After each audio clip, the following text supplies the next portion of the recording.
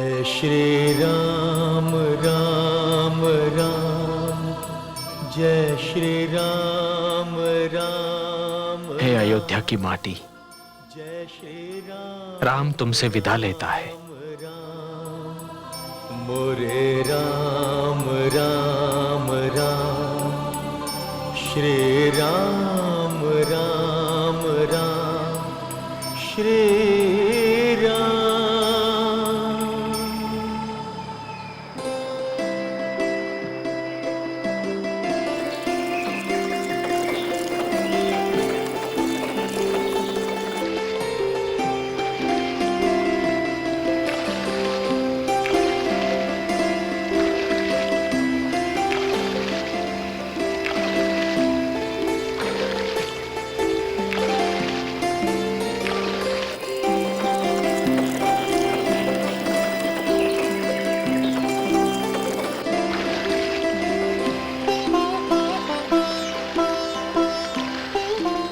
शीघ्र चलाओ सारथी, शीघ्र चलाओ, हमें अयोध्या शीघ्र ही पहुंचना है।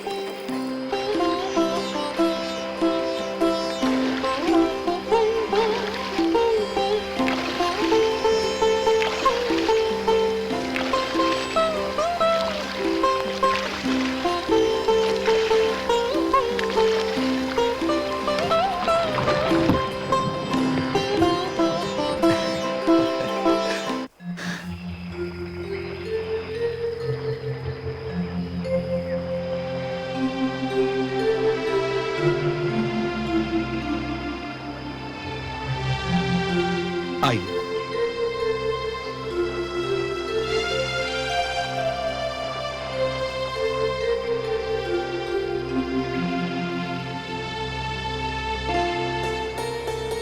निषाद राज, मैं किन शब्दों में आपको धन्यवाद दूं? आपने हमें पार उतार दिया। किंतु मुझे खेद है निषाद राज कि आपको देने के लिए मेरे पास कुछ भी नहीं है। हम राजभवन से कुछ भी नहीं लाए। अब हम आपको उतराई कैसे दें? हे श्री राम, आपने अपने पांव पखारने दिए, मुझे सब कुछ मिल गया। अब मुझे किसी वस्तु की आवश्यकता ही नहीं रही। मुझे संसार का सबसे बहुमूल्य धन मिल गया। किंतु वो तो आपका स्नेह था। आपको अपने परिश्रम का मूल्य तो मिलना चाहिए। हे पतित पावन, आप मेरे घाट आए, मैंने आपको घाट पार करा दिया। जब मैं आपके घाट पहुंचूं, तो मुझे भवसागर पार करा दीजिएगा। मैं समझूंगा मेरे जीवन भर के परिश्रम का मूल्य मिल गया। महामंत्री, आपका भी कोटि कोटि धन्यवाद। आप हमें यहां तक छोड़ने चले आए। आपने अपना धर्म निभा लिया। अब आप अयोध्या लौट जाएं। मैंने अपना धर्म नहीं निभाया श्री राम। वो तो तब पूर्ण होगा जब मैं अयोध्या नरेश महाराज दशरथ का संदेश आपको सुना दूंगा। क्या है पिताश्री का संदेश? अयोध्या नरेश ने आपको संदेश और मुझे आदेश दिया है कि आप सब गंगा पार करके मेरे साथ अयोध्या लौट चलिए।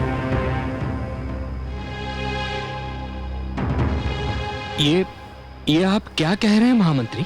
मैं ठीक कह रहा हूं श्री राम। अयोध्या से आपके बाहर निकलते ही महाराज का महारानी कैकेयी को दिया वचन कि आप अयोध्या छोड़ देंगे पूरा हो गया।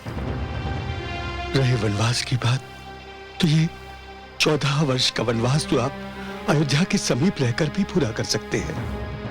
हे श्री राम, इससे मेरी आप सबसे विनती है, आप मेरे साथ अयोध्या लौट चलिए।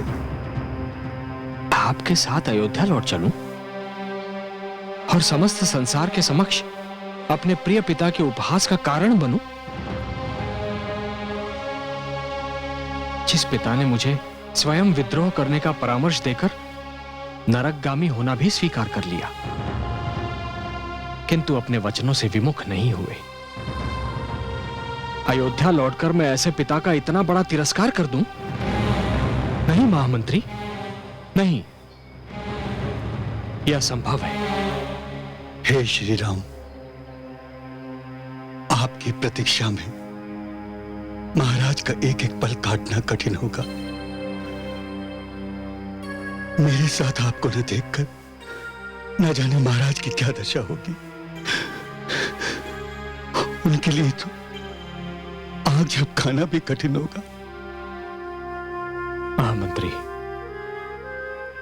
आप पिताश्री तक मेरा यह संदेश पहुंचाने की कृपा कीजिए कि यदि वो चाहे तो मुझसे मिलने वन में आ सकते हैं। हे श्री राम, महाराज की जो दशा है उसको देखते हुए कदाचित आप तक पहुंचने से। हाँ मंत्री, अपने पिता की दशा की कल्पना करते ही मेरा मन व्याकुल हो जाता है, कांप उठता है। किंतु मैं विवश हूं महामंत्री, विवश हूं मैं। न मैं उनका वचन भंग कर सकता हूं और ना ही अपना प्राण तोड़ सकता हूं। श्री राम राम राम जय आप उन्हें जाकर समझाइए, राम राम उन्हें समझाइए महामंत्री, श्री राम समझाइए। आपकी आज्ञा से विमुख होने का मुझ में साहस नहीं है, किंतु महाराज के प्राण केवल आपके दर्शन के लिए अटके हुए हैं। यदि पुत्र प्रेम की यही आहुति एक पिता को देनी है और यदि यही नियति का लेख भी है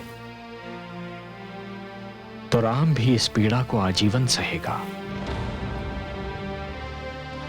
किंतु 14 वर्षों से पूर्व मेरे अयोध्या लौटने का प्रश्न ही नहीं उठता महामंत्री। महामंत्री,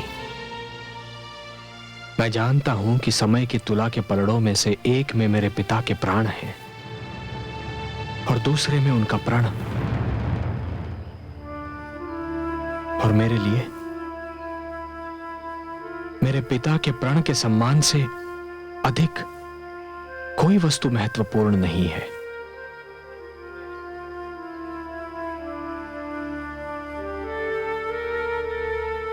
आप उन्हें हमारा यह संदेश दे दीजिए और विदा दीजिए। राम राम राम जय श्री राम राम राम जय श्री राम राम राम मोरे राम राम राम श्री राम राम राम श्री राम।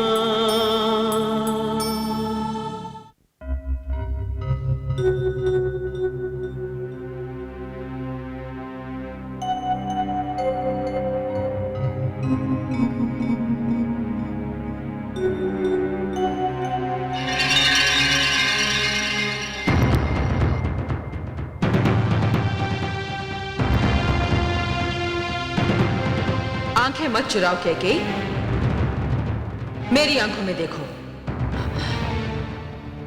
क्या चाहती हो तुम? बस ये जानना कि तुमने जो किया वो उचित था अथवा अनुचित। मैंने कुछ अनुचित नहीं किया। क्या अपने पति को ऐसी घड़ी में ऐसा दुख देना उचित था? क्या अपने पति के वचनानुसार वर मांगना अनुचित था? क्या अपने गोद में पले पुत्र राम के अधिकार छीनना उचित था? क्या अपनी कोख से जन्मे पुत्र भरत को उसके अधिकार दिला देना अनुचित था? तुम जानती हो कि अयोध्या की प्रजा ने पुत्र राम को चुना था और केवल इसलिए चुना था क्योंकि इस संसार में उस जैसा और कोई नहीं। मैं केवल इतना जानती हूँ कि मैंने अपने पुत्र भरत के हितों की रक्षा की है। मैंने माँ का धर्म निभाया। मैंने जो भी किया अपने पुत्र के लिए किया। और यदि इसी पुत्र भरत ने इसे अपने हित में ना समझा तो तुम भली भांति जानती हो कैकेयी कि पुत्र भरत अपने भ्राता राम पर प्राण न्यौछावर करता है। तुम कहती हो तुमने जो भी किया अपने पुत्र के हित के लिए किया, किंतु यदि उसी पुत्र भरत ने तुम्हें ही दोषी समझा तो क्या होगा कैकेयी? तुमने उस परिवार की एकता भंग की है जिसकी एकता की संसार सौगंध लेता था। तुमने उस पुत्र को 14 वर्षों के लिए सबकी दृष्टि से ओझल कर दिया है जिसे एक पल देखे बिना स्वयं तुम्हें भी चैन नहीं आता था। तुमने कौशल्या और सुमित्रा के हृदय तोड़ दिए, जिन्होंने सदैव तुम्हें अपनी छोटी बहन समझा। नहीं, नहीं कैकेयी, नहीं, तुमने सर्वथा अनुचित किया है। तुम इस पीड़ा से कभी उभर नहीं पाओगी। तुम्हारी अंतरात्मा सदैव पश्चाताप की अग्नि में जलती रहेगी, सदैव जलती रहेगी, सदैव जलती रहेगी।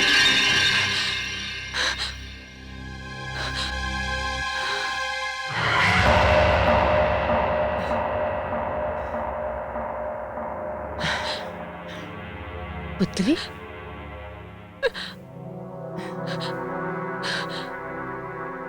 पुत्री, क्या सोच रही है पुत्री? दाई माँ, दाई माँ, मुझे बड़ी ग्लानि का अनुभव हो रहा है। कदाचित मुझसे भूल हो गई। तू बहुत भोली है पुत्री। तेरा मन बहुत कोमल है, तुझसे कोई भूल नहीं हुई। विश्वास कर, तूने जो किया वो तेरा अधिकार था, और अपना अधिकार पा लेना कोई अपराध नहीं। देख, मैं तुझे दिखाने के लिए क्या लाई हूं।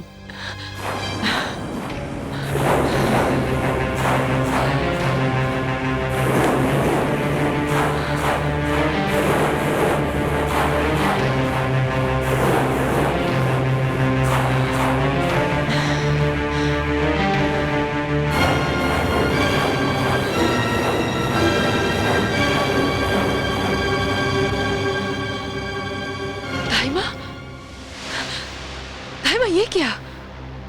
जब तू राजमाता बनेगी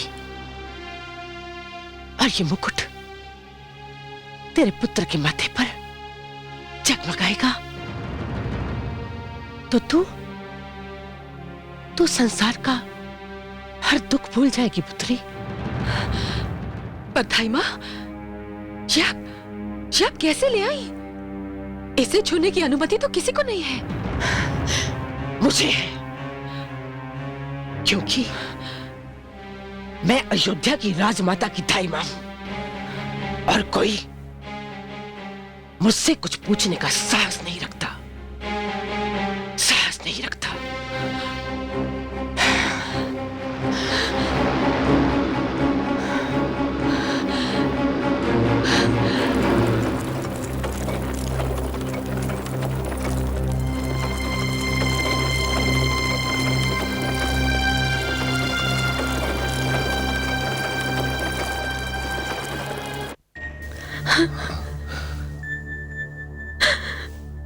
महामंत्री सुमंत लौटे या नहीं?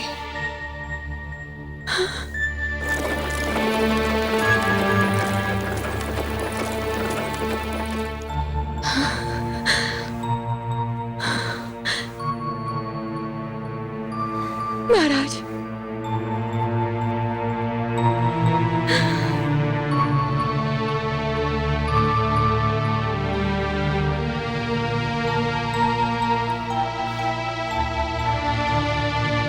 आप अकेले ही लौट आए महामंत्री? श्री राम आपके साथ नहीं आए? नहीं, श्री राम अपने निश्चय पर अड़िग रहे। उन्हें ना तो मेरा तर्क दिखा सका, ना महाराज की मनोकामना। महाराज कैसे हैं? उनकी दशा तो बहुत चिंताजनक है। मैं उन्हें ऐसी औषधि दे आया हूं जो अमृत समान प्रभाव रखती है। यही मेरे वश में था, परंतु श्री राम का आपके साथ ना आना बहुत बुरा हुआ। अब न जाने क्या होगा। कदाचित नियति का यही निर्णय था, और नियति का निर्णय अच्छा बुरा नहीं देखता। महामंत्री सुमंत, महाराज के प्राण पखेरु पिंजरे से निकलने को व्याकुल हैं, और ये सोचना तो पिंजरे का द्वार ही तोड़ देगी। जानता हूं वैद्यराज,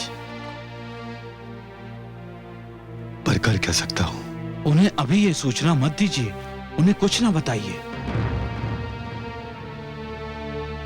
वैद्यराज, मैं उनका महामंत्री हूं, उनका विश्वास पात्र हूं।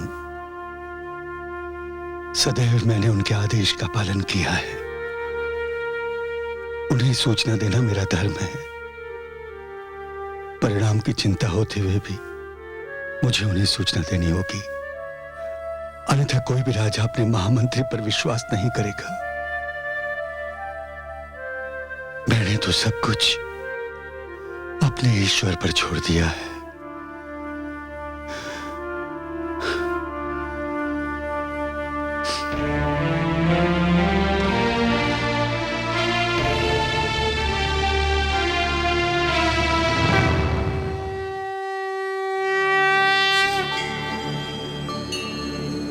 देवाधिदेव,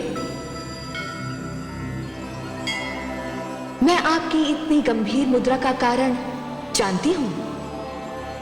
आज धरती पर एक युग का समापन हो रहा है।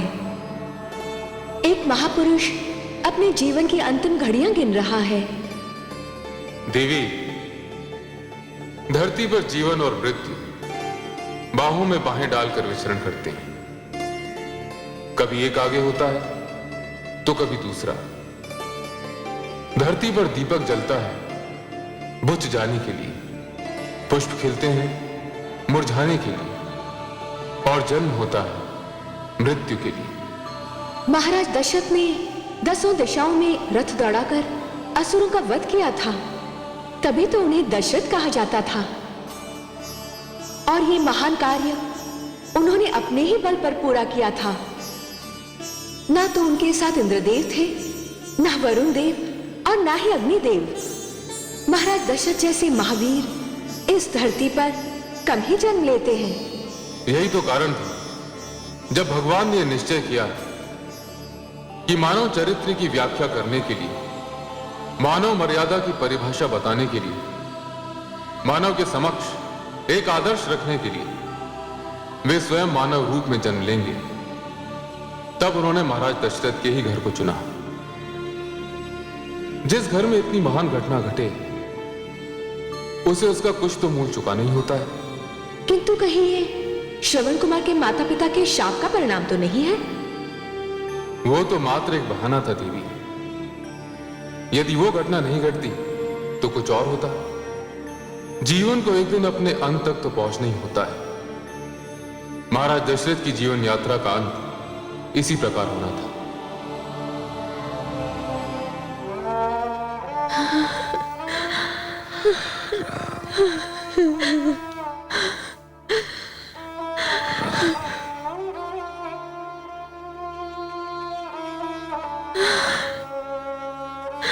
महामंत्री सुबंध अभी तक नहीं आया। मैं आपकी सेवा में उपस्थित हूं महाराज। सुमंत, सुमंत, राम कहाँ है? राम, महाराज, राम कहाँ है? महाराज आप लेटे रहिए, नहीं तो दुर्बलता और बढ़ जाएगी। महामंत्री सुमंत, क्या आपके कानों तक मेरी वाणी नहीं पहुंच पा रही? क्या मेरी वाणी भी इतनी दुर्बल हो गई है? मैं पूछ रहा हूं कि मेरा राम कहाँ है? आप उसे अपने साथ नहीं लाए? नहीं महाराज। क्यों नहीं आया वो आपके साथ?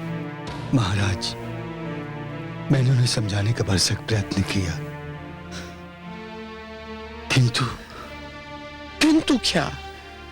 आपने उसे ठीक से समझाया नहीं होगा। उसे मेरी दयनीय स्थिति की सूचना ठीक से नहीं दे पाए होंगे आप। नहीं तो मेरा राम क्यों नहीं आता? क्या कहा उसने? महाराज, श्री राम ने कहा है उनके लिए संसार में उनके पिताश्री के प्राण से बढ़कर और कुछ नहीं है। वो महारानी कैकेयी को दिए गए आपके प्रण को पूरा किए बिना अयोध्या वापस नहीं लौटेंगे।